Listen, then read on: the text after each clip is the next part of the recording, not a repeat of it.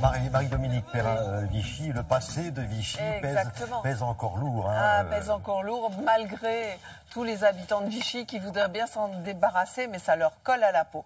Vichy, c'est la reine des villes d'eau, ça il faut le dire, mais capitale pendant la guerre, et le gouvernement Pétain s'y est installé. Et pourquoi s'y est-il installé?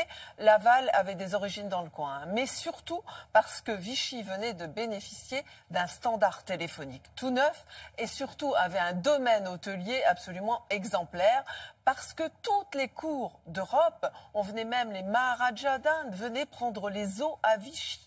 À la belle époque, c'était absolument sensationnel. C'était la destination people du monde entier, si vous voulez.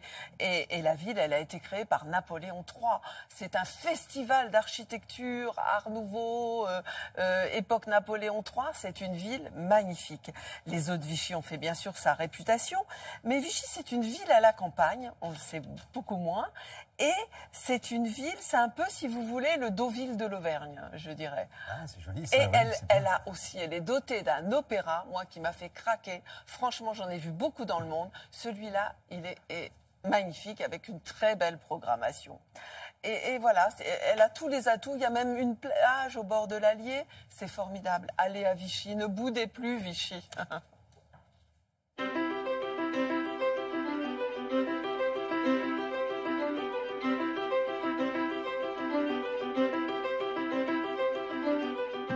Vichy est une ville exceptionnelle. Tout au long de l'histoire, elle va connaître un destin assez fabuleux, et notamment grâce à l'arrivée de Napoléon III. Une mise en fait sur cette ville pour concurrencer les grandes stations thermales allemandes de l'époque, avec en particulier la création de chalets qui bordent le parc. Napoléon Ier avait déjà joué un rôle, puisque en 1812, c'est lui qui va décréter l'acquisition de terrains qui vont permettre la création du premier parc thermal, le parc des Sources. Alors l'eau de Vichy, en fait, ça n'est pas une seule source. L'eau de Vichy, c'est aujourd'hui 9 sources qui sont exploitées. Et sur le grand bassin de Vichy, on a plus de 120 sources. Les eaux de Vichy sont des eaux qui sont bicarbonatées sodiques. Ce sont des eaux que l'on utilise notamment dans le cadre de la rhumatologie, mais elles sont plus connues parce que c'était des eaux qui aidaient à la digestion. Et un verre d'eau de Vichy correspond à ce que vous trouvez aujourd'hui en pharmacie pour traiter des lendemains de fête. Il paraît que Vichy possède un trésor caché. Nous allons voir maintenant les anciennes cabines qui étaient pour les grands de ce monde, qui sont des cabines qui sont nées en 1903 lorsqu'est né le grand établissement thermal de Vichy.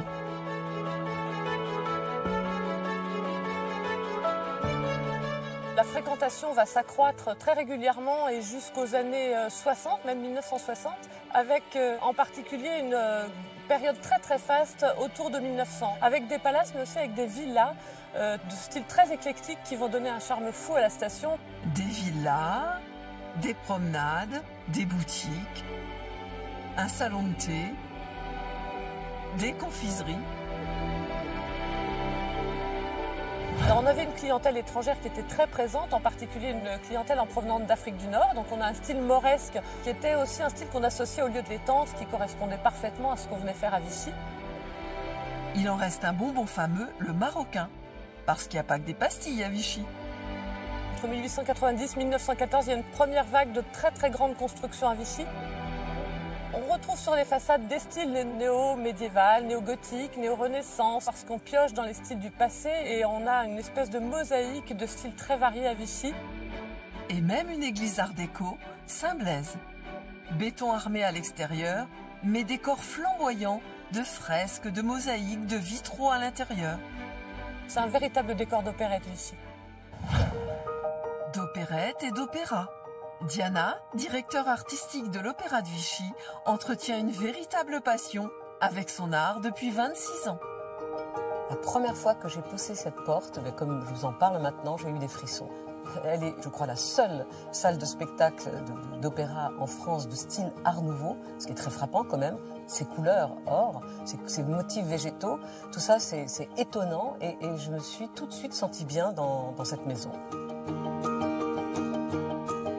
Charles Yapine a chanté ici, Maurice Béjart a commencé sur cette scène de l'opéra en 1946. Cette salle est sous les auspices des plus grands noms également du théâtre, Sarah Bernard, Réjeanne, Boudet-Sully, Coquelin, qui étaient des grands comédiens de la fin du 19e.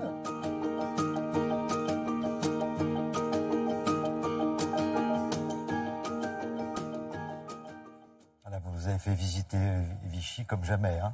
C'est exceptionnel. J'espère que vous avez révisé vos préjugés sur Vichy.